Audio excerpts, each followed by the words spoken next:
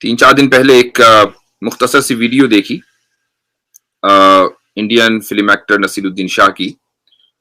1 minute से भी कम की वीडियो है और उसमें उन्होंने जो बातें की हैं वो निहायत काबिल एतराज हैं और चंद कीवर्ड्स हैं जिनके ऊपर गुफ्तगू की जानी बहुत जरूरी है। इससे कतई नजर के इंडिया की अफगानिस्तान से क्या उसके पॉलिटिकल मसाइल हैं और आगे आने वाली जो हुकूमत है वो प्रो इंडिया होगी या नहीं होगी, ये एक अलग मसला है, ये एक पॉलिटिकल मसला है। लेकिन नसीरुद्दीन शाह ने इस मसले को एक दीनी मसला बनाकर पेश किया है, गोया कि इंडिया के हर मुसलमान को इस ताल्लुक से संजीदगी से सोचना चाहिए।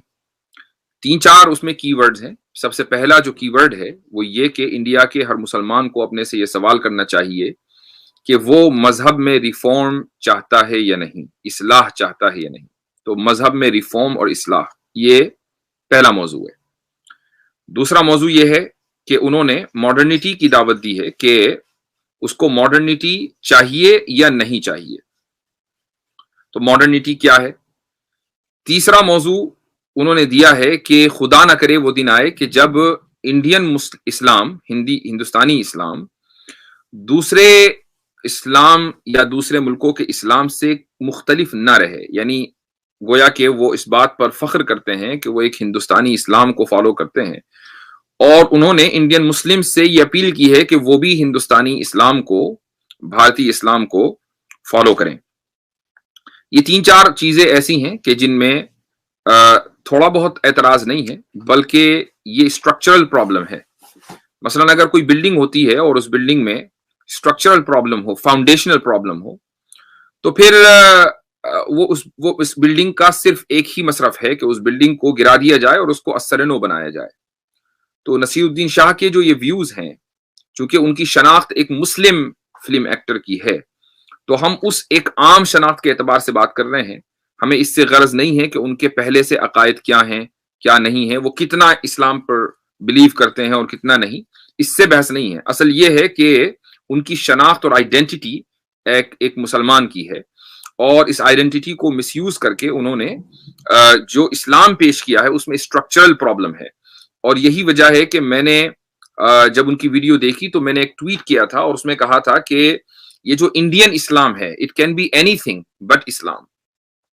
ये सब कुछ तो हो सकता है लेकिन इस्लाम नहीं हो सकता, क्योंकि इस्लाम किसी रीजन से रिलेट नहीं करता है। ये एक रसूलुल्लाह सल्लल्लाहु अलैहि वसल्लम रहमतुल लिल आलमीन थे, तो आपका दीन भी फिर आलमीन के लिए है, यानी तमाम इंसानियत के लिए है।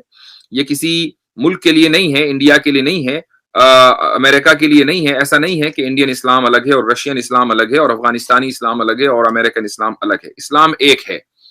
हाँ, अगर किसी को ऐसा लगता है कि इंडियन इस्लाम कोई चीज है तो इसका मतलब ये है कि कुछ इंडियंस ने उस मजहब को गढ़ लिया है।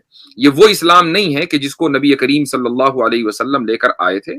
और ऐसे किसी भी इस्लाम को हम डंके की चोट पर डिनाउंस करते हैं कि जो उस इस्लाम से मुख्तलिफ हो जो नबी करीम सल्लल्लाहु अलैहि वसल्लम लेकर आए, कि जो हमें कुरान में मिलता है, जो हमें हदीस में मिलता है। दूसरी बात जो मैंने कही कि उन्होंने 2 लफ्ज इस्तेमाल किए, एक रिफॉर्म का और उसी का तर्जुमा इस्लाह, और दूसरा मॉडर्निटी। तो हमें यह देखना चाहिए कि जब आप ये कहते हैं कि मजहब को रिफॉर्म की जरूरत है या मजहब में इस्लाह होनी चाहिए, तो आप खुद इस बात को मान रहे हैं कि मजहब में कुछ गलत है। जब गलत है तो तभी इस्लाह करेंगे, अगर कोई गलत नहीं है तो इस्लाह करने की कोई जरूरत नहीं है। रिफॉर्म होता ही उसका है कि जहां गलती हो। जब आपने मजहब को अपने गलत मान लिया तो फिर आपको ये हक नहीं रह गया कि आप उस मजहब से अपनी वाबस्तगी बाकी रखें। खुद ही आदमी उस मजहब को छोड़कर कहीं और चला जाए। चूंकि इस्लाम के बारे में एक मुसलमान का बुनियादी अकीदा है और उसके बगैर वो मुसलमान नहीं रह सकता कि नबी करीम सल्लल्लाहु अलैहि वसल्लम के जरिए जो कुरान और अल्लाह का जो कलाम हमें मिला है, उस कलाम में न कोई तब्दीली हुई है, न कोई तब्दीली कभी होगी। ये हर्फ आखिर है, इसमें न नुक्ते के का कोई फर्क है, न जबर और ज़ेर का। तो जब उसमें कोई तब्दीली नहीं, जैसा था वैसा आज है। अब आप उसको कोई भी नाम दें। मसलन नसीरुद्दीन शाह ने एक और लफ्ज इस्तेमाल किया जो बहुत प्रॉब्लमेटिक था, पिछली सदियों की वहशी अकदार, पुरानी सदियों की वहशी वैल्यूज। उन्होंने ये नहीं कहा कि अफगानिस्तान की वहशी वैल्यूज या किसी मुल्क को उन्होंने निशाना बनाया हो, बल्कि उन्होंने पिछली सदियों की, और पिछली सदियों में नबी करीम सल्लल्लाहु अलैहि वसल्लम की सदी भी आती है, सहाबा की सदी भी आती है, ताबईन की सदी भी आती है। तो अगर वो उसको इतना ज्यादा स्ट्रेच कर रहे हैं तो फिर ऐसे आदमी को तो इस्लाम से ताल्लुक रखने की कतन कोई जरूरत नहीं है कि जो नबी करीम अलैहिस्सलातु वस्सलाम और आपके बाद जो अफराद आए हैं जिन्होंने आपके नक्श कदम पर जिंदगी गुजारने की कोशिश की है, उनकी वैल्यूज को वो वहशी अकदार कहें, और जो मॉडर्न सिविलाइजेशन है, वेस्टर्न सिविलाइजेशन है, उसको वो सेलिब्रेट करें। तो फिर आप मुल्हिद बन जाएं, ऐलान करें कि हमारा इस्लाम से, दीन से कोई ताल्लुक नहीं है, हमें कोई एतराज नहीं होगा। दिन रात बहुत से लोग एथीस्ट बनते हैं, आपका भी इजाफा हो जाएगा। एक चीज और मैं इजाफा करना चाहूंगा, वो ये कि हम नसीरुद्दीन शाह के बैकग्राउंड को अगर देखें तो इनके जो परदादा थे, उनका बड़ा ब्रिटिश इंडिया से और जो कॉलोनियलिस्ट थे उनसे बड़ा गहरा ताल्लुक था। जाफिशा नाम था उनका, जाफिशा खान, और ये एक अफगानिस्तानी पुश्तू वॉर लॉर्ड थे। आपने कुछ दिनों में अगर खबरों का बहुत करीब से जायजा लिया हो तो वॉर लॉर्ड की जो टर्म है वो आपने जरूर सुनी होगी कि ये कुछ ऐसे लोग होते हैं कि जिनकी इकोनॉमी और जिनका घर या जिनके घर में रोटी उसी वक्त बनती है जब जंगें हो, तो वो जंग दरअसल उनकी तिजारत है। तो ये भी वॉर लॉर्ड थे। जब इंग्लैंड ने अफगानिस्तान के ऊपर हमला किया पहली मरतबा 1839, और ये जंग चली है 1839 टू 1841, तो उस वक्त जाफिशा खान ने अंग्रेज का साथ दिया था अपनी कौम के खिलाफ जाकर। तो जैसे हमारे यहाँ मीर जाफर और मीर सादिक का किरदार मिलता है, तो ऐसे ही जाफिशा खान ने वही हरकत की है अफगानियों के साथ।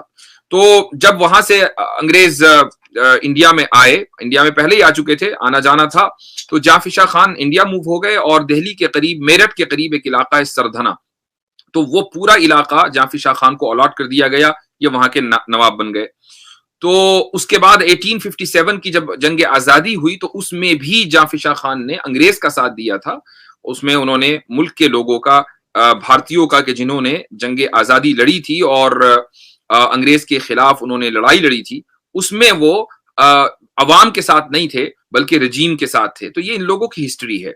इसमें नसीरुद्दीन शाह की कोई गलती नहीं है। नसीरुद्दीन शाह आज के वो परदादा सकड़दादा थे, तो हम ये नहीं कह सकते कि नसीरुद्दीन शाह उसके लिए जिम्मेदार हैं। लेकिन अगर आप किसी अपने आबा वजदाद की किसी हरकत को सेलिब्रेट करें, और ऐसी हरकत के जिसके बारे में सबको पता है, वो विकिपीडिया पे लिखी हुई है, इंटरनेट के आर्टिकल उसमें भरे पड़े हैं, और आप उसको सेलिब्रेट कर रहे हैं, आप फख्र के साथ कह रहे हैं कि हम अफगानी थे, हमारे दादा परदादा नवाब थे, फला थे, दिखा थे, तो इसका मतलब ये है कि आप उनकी हरकतों को अभी भी लिए हुए बैठे हैं। आप अगर वाकई चाहते हैं कि आप भारत के साथ हैं, देश के साथ हैं, आप इतने बड़े नेशनलिस्ट हैं मिसाल के तौर पर, तो फिर आप अपने आबा वजदाद के इन करतूत को डिसऑन करें। आप कहें कि नहीं, उन्होंने गलत किया था, उन्होंने अंग्रेज का साथ देकर गलत किया था और अपने लोगों की पीठ में छुरा घोपा था, और उनका जो किरदार था वो ऐसा ही था जैसा कि मीर जाफर और मीर सादिक। जब आप ये डिसऑन कर देंगे तो फिर पता चलेगा कि आपकी लॉयल्टी किसी मुल्क के साथ कितनी है। फिलहाल तो ये है कि ऊपर से लेकर नीचे तक के किसी भी चीज के साथ हमें लॉयल्टी नजर नहीं आती। ना आपके आबा वजदाद ने अपने मजहब के साथ लॉयल्टी की, ना अपने लोगों के साथ लॉयल्टी की, ना अपने मुल्क के साथ लॉयल्टी की।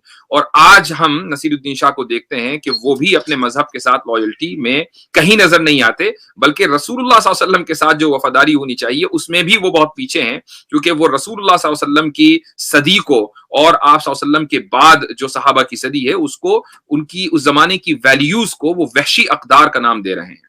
तो आई थिंक चूंकि मीडिया ने, और मीडिया की मजबूरी है इंडियन मीडिया की, कि एक आदमी के बयान को, जिसके बारे में सबको पता है कि उसका वो इस्लाम पर किसी भी किस्म की अथॉरिटी नहीं है, वो इस्लाम का स्कॉलर नहीं है, एक एक्टर है, ठीक है, उसकी अपनी सोसाइटी के अंदर पहचान है, हमें किसी से कोई मसला नहीं है। लेकिन अगर कोई आदमी अथॉरिटी हो किसी भी फील्ड में और वो कोई बात करे तो फिर उसकी बात की अहमियत होती है। लेकिन जिसका न लेना एक न लेना दो, और वो उस मौजू के ऊपर अपनी इस तरह ओपिनियन रखे जैसा कि वो स्कॉलर हो, तो फिर पूरे मुल्क के अंदर इस पर बहस हो जाए, मीडिया उसको उठा ले, तो इससे ये पता चलता है कि मीडिया का एक खास एजेंडा है। वो किसी भी ऐसी चीज को जाने नहीं देना चाहते کہ جس سے مسلمان یا اسلام کہیں نہ کہیں بدنام ہو رہے ہوں. یہی نصیر الدین شاہ جب پچھلی مرتبہ یہ بولے تھے کہ بھائی میرا اس ملک کے اندر دم گھٹتا ہے اور مجھے ڈر لگتا ہے، اور اس طرح کا بیان ان کا آیا تھا، تو جتنے میڈیا تھے، سب میڈیا چینل سے سب ان کو کنڈیم کر رہے تھے کہ ہاؤ ڈیئر یو. لیکن آج جب انہوں نے دوسرا بیان دیا تو اب وہ ان کی کو اپریشیٹ کر رہے ہیں کہ بھائی دیکھو نصیر الدین شاہ نے تو اتنا زبردست بیان دے دیا. تو یہ دوغلی پالیسی اور ہپوکریسی ہے، اس کے علاوہ کچھ نہیں ہے. رہی یہ بات کہ اسلام باربیرک ہے یا نہیں، جو آدمی اسلام میں نہیں ہوتا اسی کو اسلام باربیرک لگتا ہے، بلکہ ہر مذہب باربیرک لگتا ہے جو آدمی ایتھیسٹ ہوتا ہے، چونکہ وہ اپنے آپ وہ ڈاگمیٹک ہوتا ہے. ایتھیسٹ ڈاگمیٹک ہوتا ہے، یعنی وہ اپنی ویلیوز کو اس لیے صحیح سمجھتا ہے کہ وہ اس کی ویلیوز ہیں. اس کے علاوہ اور ڈاگما کس کو بولتے ہیں؟ یعنی ایک آدمی جس کی آئیڈینٹی اسلام ہو یا وہ مسلمان اپنے آپ کو سمجھتا ہو اور پھر وہ اسلام کو باربیرک یا شریعت کو باربیرک کہے اور وحشی کہے، تو اس سے زیادہ افسوسناک کوئی بات نہیں ہو سکتی. اور ایسے آدمی کو کھلم کھلا یہ کہنا چاہیے کہ میرا اسلام سے کوئی تعلق نہیں ہے. السلام علیکم. وعلیکم السلام. جی ایک بات معلوم کرنی تھی، یہ جیسے نصیر الدین شاہ وغیرہ ہیں، ان کے یہ خیالات آتے کہاں سے ہیں ان کو؟ یا تو یہ ان کو تعلیمات اسلامی سے پہنچتی نہیں یا یہ سمجھنا ہی نہیں چاہتے ہیں، وجہ کیا ہے؟ یہ والا سوال تو بہت پرسنل ہے جو صرف نصیر الدین شاہی جواب دے سکتے ہیں کہ یہ خیال آیا کہاں سے ہے. اصل میں ایک چیز یہ بھی ہے کہ آدمی جس ماحول میں رہتا ہے اور اس ماحول سے اس کا مفاد وابستہ ہو تو پھر وہ obviously اس کو اسی کو انڈورس کرتا ہے، اسی کو پروموٹ کرنے کی کوشش کرتا ہے. آپ کیا سمجھتے ہیں کہ بالی ووڈ میں رہ کر ایک آدمی یہ کہے گا کہ نہیں جی مجھے تو شریعت کے اوپر چلنا ہے اور میں تو سنت کے اوپر عمل کرنا چاہتا ہوں اور قرآن کے اوپر بحرف مجھے چلنا ہے، تو اگر وہ یہ کرے گا تو obviously وہ جو اس کا لائف اسٹائل ہے، جس لائف میں وہ جی رہا ہے، اس کے ساتھ کمپیٹیبلٹی ہو ہی نہیں سکتی. تو اس کو لامحالہ ایک چیز کو چھوڑ کر دوسری چیز کو اختیار کرنا پڑے گا. تو ایسے لوگوں کی ترجیحات سیٹ ہو جاتی ہیں کہ نہیں ہمارا جو لائف اسٹائل ہے ہم اس کو جسٹیفائی کرنے کے لیے جو شریعت ہے اس میں چینجز لے کر آئیں اور اس میں دیکھیں کہ کہاں ہم اس میں ٹویسٹ کر سکتے ہیں تاکہ ہمارا یہ جو لائف اسٹائل ہے یہ جسٹیفائی ہو جائے. اس نے نصیر الدین شاہ نے آخر میں کہا کہ مرزا غالب فرما گئے تھے کہ میرا جو تعلق ہے اللہ سے بڑا بے تکلفانہ ہے. ہر مسلمان کا تعلق بڑا بے تکلفانہ ہے. ہمیں اللہ تعالیٰ سے بات کرتے ہوئے یا دعا مانگتے ہوئے تکلف کوئی ہوتا ہے؟ یعنی بے تکلفانہ کی ڈیفینیشن کیا ہے؟ ڈیفینیشن یہ ہے کہ مجھے بڑی شرم آ رہی ہے دعا مانگتے ہوئے، بہت تکلف آ رہا ہے کہ میں کیسے اللہ تعالیٰ سے دعا مانگوں. ہمیں ایک مسلمان کو کبھی بھی تکلف اور نہیں آتا. گناہ کرتے ہیں، 10 مرتبہ گناہ کرتے ہیں، 100 مرتبہ گناہ کرتے ہیں، ہاتھ اٹھا کر پھر بیٹھ جاتے ہیں اللہ تعالیٰ کے سامنے کہ معاف کر دے. یہ ہے بے تکلفانہ تعلق. تو اس کا یعنی تکلف بے تکلف کا اسلامی پولیٹک یعنی سیاسی فلسفے یا معاشی فلسفے سے کوئی تعلق نہیں ہے. تو یہ وہ لوگ ہیں جو دراصل اپنے لائف اسٹائل کو جسٹیفائی کرنے کے لیے شریعت میں، قرآن میں اور حدیث میں ٹویسٹ کرنا چاہتے ہیں. دیٹس دی ریزن کہ ان کے ذہن میں اس طرح کے خیالات آتے ہیں.